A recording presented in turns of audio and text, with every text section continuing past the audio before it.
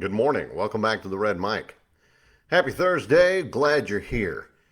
By the way, before I get started, if you watch these live, you may think I'm just sitting there doing nothing, while I'm drinking my coffee. But actually, when I click live, up on the screen next to my picture, what I see that y'all see, a little orange button pops up and it says live. But down in the bottom corner, there's an indicator that it hasn't gone live yet. And I've found that if I start before that little orange button in the bottom fires up, that an indeterminate amount of time might pass while I'm, yammering on. And for whatever reason, it's not showing up in the feed.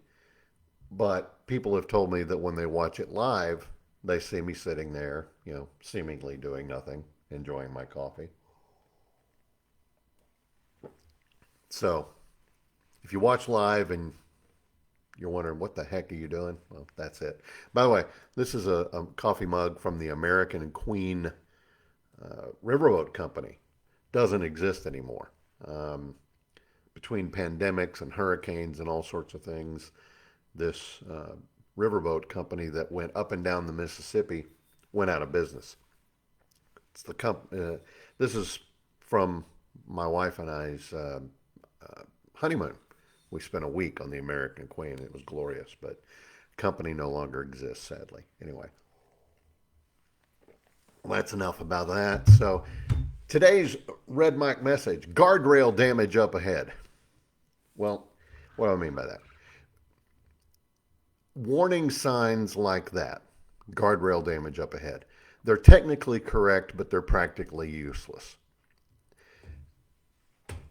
I see that guardrail sign all the time. I'm sure you do too. And the first thing that pops into my head every time I see them is, well, thank goodness you told me. I will make extra sure, I will be extra careful that if I'm going to have a wreck, that is going to, by its very nature, be an accident and something that I'm not planning on doing. But I'll be extra careful to make sure I don't have a wreck specifically right there where the guardrail can't help me. It's worthless. It's ridiculous. I mean, I understand why it's there. I'm sure there's a whole lot of liability involved, but it's worthless. It's a ridiculous sign that means absolutely nothing. There's also signs in the men's room in bars and restaurants that serve alcohol in Texas. Again, signs in the men's room that warn about the dangers of drinking alcohol while pregnant.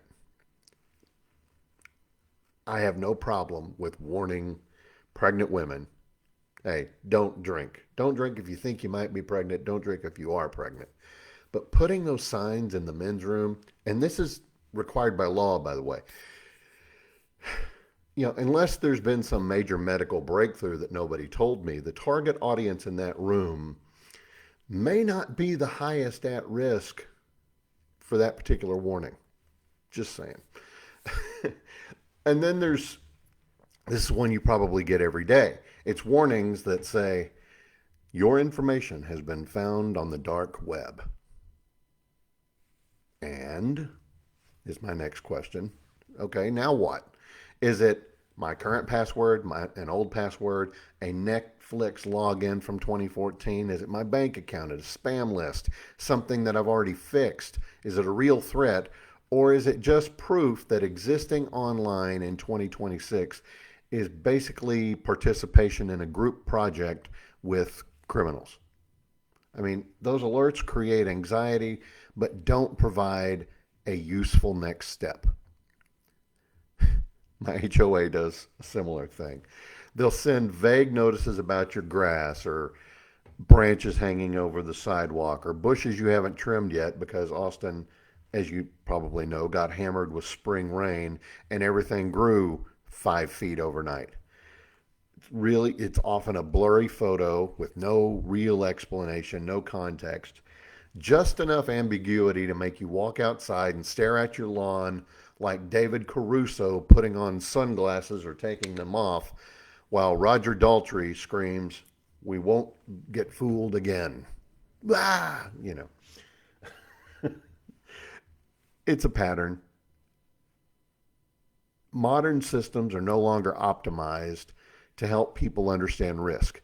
They're optimized to protect someone else from risk. They're optimized to prove the system issued a warning. That's different. Somewhere along the line, organizations figured out if you warn people, you reduce liability. So now everything comes with alerts, disclaimers, advisories, mandatory trainings, pop ups, notifications, warning labels, urgent emails, breaking news banners, app permissions, security notices, cookie policies, and enough terms of services agreements to wallpaper the moon. And I think eventually all this noise, and hats off to Tesla. I know it was Five Man Electrical Band that did the song originally, but hats off to Tesla. You know, signs, signs everywhere. There's signs blocking out the scenery. Do this, don't do that. Can't you read the signs? I think we're all hit with warning fatigue. Hospitals study it, pilots study it, cybersecurity experts study it. When humans receive too many low value warnings, they begin ignoring all warnings, including the important ones, because a human attention is finite. And systems that overwarn eventually underprotect because no one pays attention anymore. And that's the real danger. And it goes beyond just signs and notifications. It's in media, politics, corporate America, government. It's everywhere. Every storm is historic. Every election is the most important of our lifetime. Every disagreement is an existential crisis. Every email is high priority. Every workplace training is critical. So is every computer update. We as humans are not meant to constantly be on alert. That happens and the signal gets buried beneath all the noise.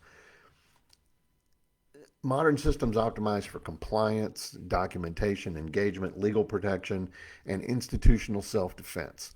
They are not designed for clarity. They are not designed for usefulness, not common sense for sure. Go back to that bathroom sign.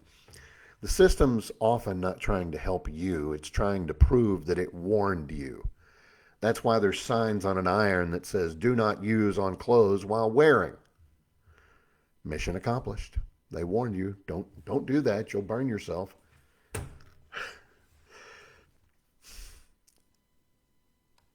A warning to me only matters if it's credible, actionable, and let's face it, rare enough to command your attention.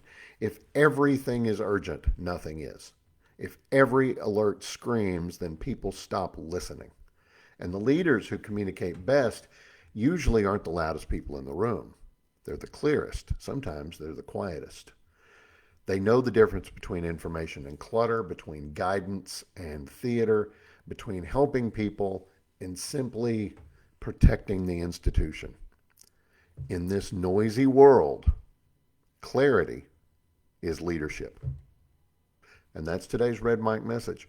I hope you found it interesting or helpful. I hope you're able to use some of these things in place in your own life.